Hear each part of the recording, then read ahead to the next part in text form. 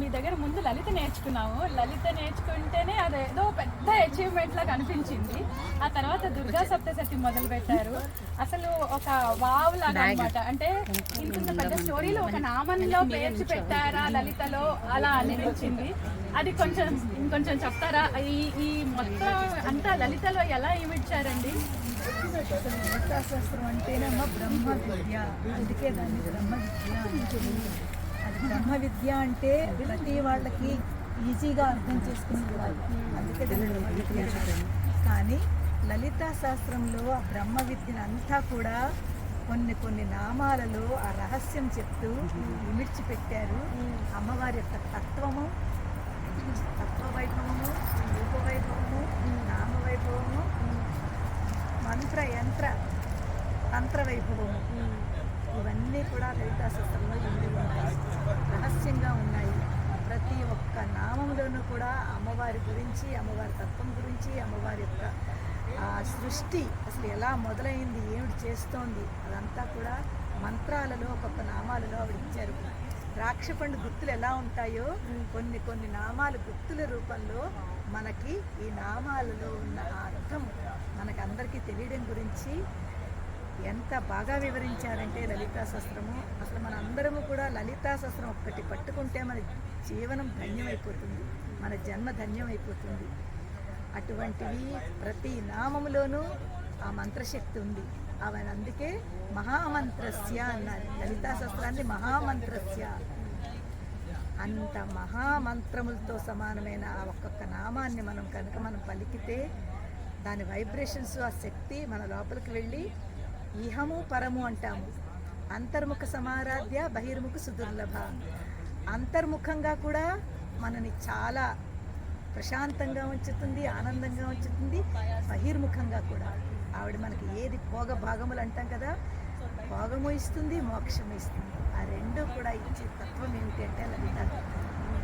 లలిత అంటేనే ఆనందము, ఆ పేరులోనే ఉంది, లాలిత్యం, ఆనందం. అలాంటి లలిత తప్పకుండా ప్రతి ఒక్కళ్ళు కూడా గురుముఖంగా నేర్చుకుని, ఇప్పుడు మీరు అందరూ నేర్చుకున్నారు కాబట్టి మీరు దానిని ఎప్పుడో అప్పుడు మీరు రెగ్యులర్గా దాన్ని చాంట్ చేయండి, అర్థం చేసుకోండి. మన యూట్యూబ్ ఛానల్లో మీనింగ్స్ ఉన్నాయి, అవన్నీ చూస్తూ ఉండండి. విధులు పెట్టకండి అమ్మ. ఒకసారి మీరు స్టార్ట్ చేశారు అంటే దాన్ని మొదలుపెట్టిన తర్వాత మారకుండా చేస్తూ ఉండండి. లైఫ్లో అన్నీ ఎంత అవసరమో లలిత కూడా ఒక భాగం కింద. మన అన్ని పనులు ఎలాగో లలిత కూడా నేను చదవాలి. ఎంత ఎక్కువ చదివితే మీనింగ్ మీకు అర్థమవుతుంది. స్లోగా చదువుతూ అంత అద్భుతమైనది లలితా సహస్రనామ. దీని గురించి ఎంత చెప్పినా కూడా తక్కువే. అంత విశిష్టమైనది, మహోత్తరమైనది ఒక సహస్రనామం, ఒక నామములు అమ్మవారు మనందరికీ అందించింది. మాకు అసలు తెలుగే సరిగా చదవడం రాదు, అలాంటిది ఇంతవరకు వచ్చామంటే నాకు ఏదో అద్భుతమైన మెరకిల్ మీరు కనపడటము. మీరు మా ఇంటికి రోజు ఉన్నట్టే అనమాట మాతో పాటు. అమ్మ లలితా సహస్రనామము ఇప్పుడు అందరూ చదివేస్తున్నారు కదమ్మా, అంటే అది దాని అర్థం తెలుసుకొని చదివే వాళ్ళు చాలా కొంతమంది, బట్ అది అందరూ ఇప్పుడు ఓపెన్ అప్ అయిపోయింది. దాని గురించి మీ అభిప్రాయం ఒకసారి చెప్పండి.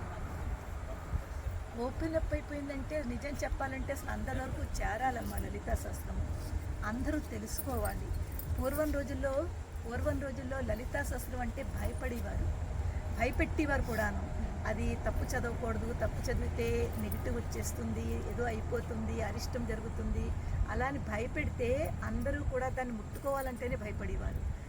కానీ ఇప్పుడు ఏంటంటే ఆ లలితా శాస్త్రం అనేది భయపడకుండా దానిని నేర్చుకుని చదివి దానిలో ఉన్న అర్థాన్ని తెలుసుకుంటే మన జీవితము, మన లైఫ్ స్టైల్ ఎలా ఉండాలో, ఏం చెయ్యాలో అంతా కూడా లలితా శాస్త్రంలో మనకు తెలుస్తుంది.